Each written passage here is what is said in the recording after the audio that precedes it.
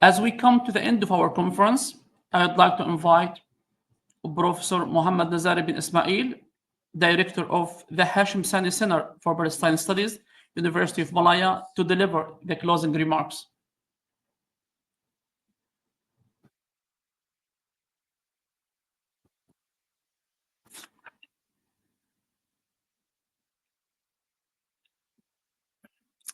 Assalamu alaikum wa rahmatullahi wa barakatuh. So we have come to the end of our conference. This is like a formality. I wish I don't have to play the role of this formal closing remarks, but I have to. There were a lot of things to digest.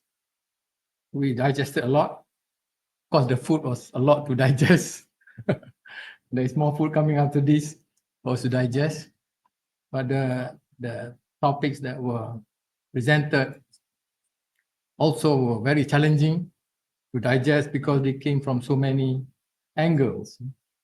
There was sociological, philosophical from Dr. Hispani. There was literature, journalistic from Anuk. Political, maybe from Muhammad Shahada, and then a community skill. Unique one from Yusuf. Medical, we had medical presentation as well. We had artificial intelligence angle of the genocide. So there were approaches on the issue of genocide from so many angles. Very challenging to digest, as I said, but for me personally, it's very good because it helps to keep the mind, senior people like me, the minds remain young and fit because it has to work to understand. Also make the mind more resilient, to use the last phrase presented by Dr. Malaka just now. At the same time, while listening, you cannot feel also emotionally affected because of the discussion on atrocities and violence, extreme violence that are being perpetrated, and which is ongoing. So that also affects us not only mentally but also emotionally. So very, very challenging. But I am at the same time looking at the level of atrocity. I'm reminded by what Professor Ilan Pape said, that the level of atrocity is actually also an indication of how near the end of Zionism is. The more the higher the level of atrocity, it shows that Zionism is coming nearer to the end. So that kind of makes me at the same time give the spirit. When you see the atrocity, you see it's coming to an end.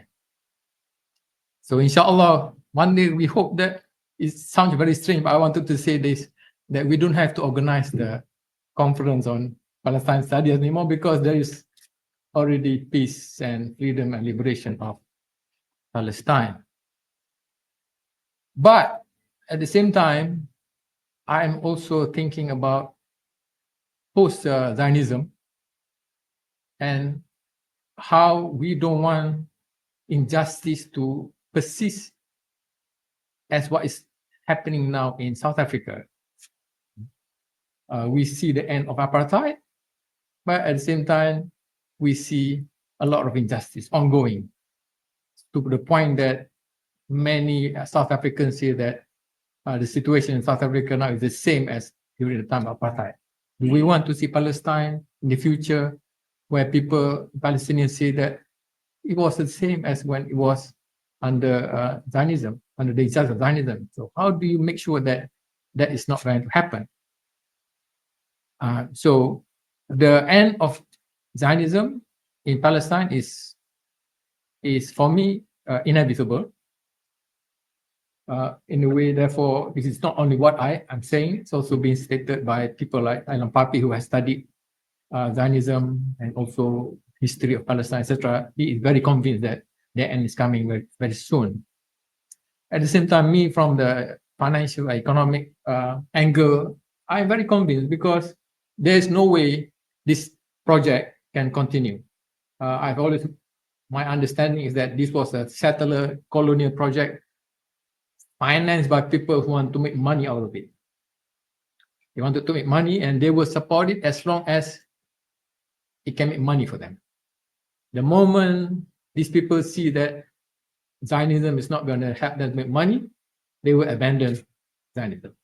The one that are really the real true victim of Zionism are those Zionists who are willing to give their life for Zionism. These are going to not only suffer here but also suffer in the hereafter.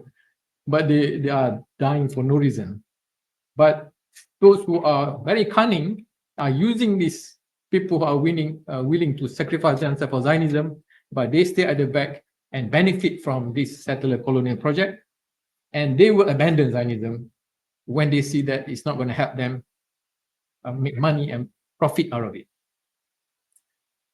The financing of it is not realistic. It's impossible. It's going to an end because now the chief financier of the Zionist project is now going bankrupt. They cannot afford the interest being paid by the US government alone is more than $1 trillion a year. They cannot even raise the money to pay the interest. They need to borrow money in order to pay the interest. So how far can they go? Of course, they can continue to pray. It would take a lot of time for me to explain the nature of the system. The reason why they are able to do this for such a lengthy period at the moment, not as lengthy as the freedom, the struggle in Algeria and Indonesia, etc., but nevertheless, these few decades, the reason is because they are able to finance is because the money that they are using to finance does not exist physically. If the money that is used to finance the settler colonial project is physical money, it would have ended a long time ago. But because this money doesn't exist, it's digital. It's now digital. It's created from thin air. So what happens is that they finance it using something which doesn't exist, but the outcome of it will benefit a few people tremendously. They are making billions and billions, but the ordinary Americans are the ones who are suffering. And because of this war, because of this settler colonial project in Palestine, they are ending up on the streets of Philadelphia, New York, San Diego. You go there, you will see thousands of Americans living in the streets because the income that they earn from their work cannot pay for the rent. They are farmers because the value of the money has gone down because it's created from thin air, and therefore the value is going down all the time. And more Americans are going to go on the street because of what is happening, and therefore the American public will not be able to accept it in the future. The whole thing will collapse. And for me, it's not going to be very long for that to happen. It's inevitable that, of course, only Allah knows exactly when it's going to happen. So that will be the scenario that is going to take place, and therefore, inshallah, don't worry about it. It will end. It's just that we have to be patient and continue to do what we need to do, which is to contribute to the struggle to end Zionism. And also, this is what I want to share with our Palestinian brothers, to think about post-Zionism. Because the cunning people who are behind all this settler colonial project will want to make sure that they remain in power, and that there will still be injustice if you do not plan the post-Zionism scenario properly. There will be a group of people, the system will be there to ensure they will be there and benefit from post-Zionism situation, and the ordinary people will still be victimized, just as the ordinary Americans are currently being victimized. So you are thinking about what's happening here. I'm thinking about not only in Palestine, but also in Malaysia and also in America, because this is an injustice that's ongoing and already proven to us in the case of South Africa.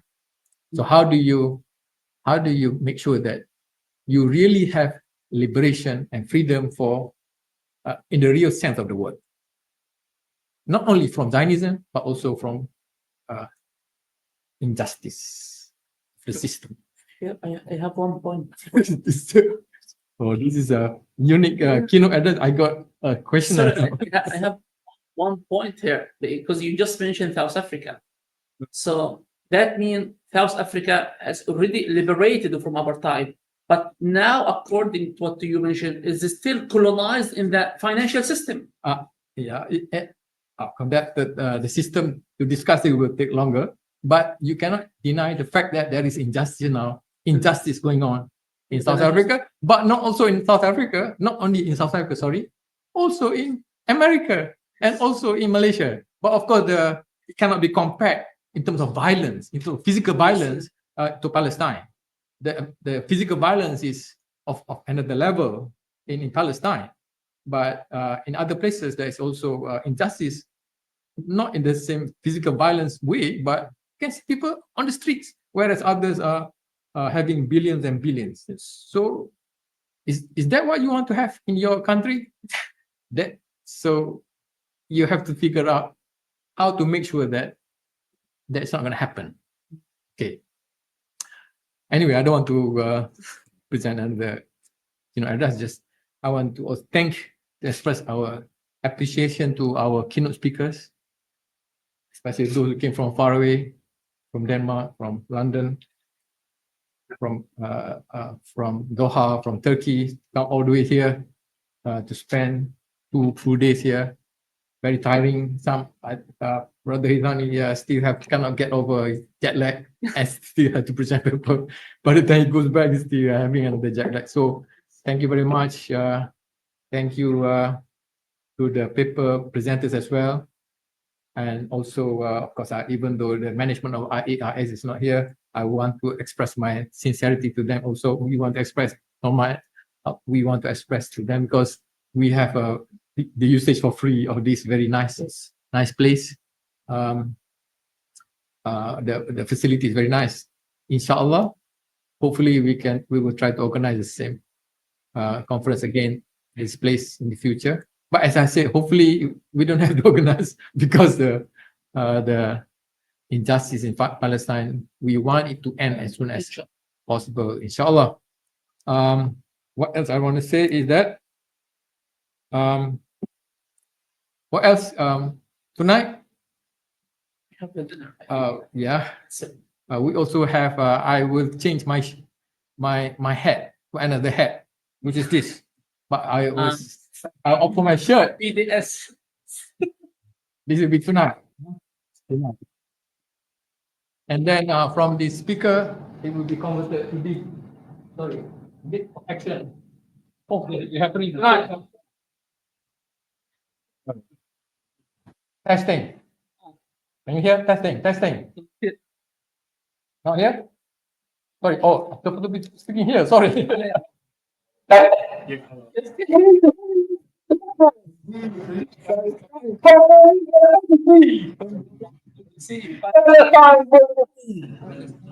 Assalamualaikum warahmatullahi wabarakatuh.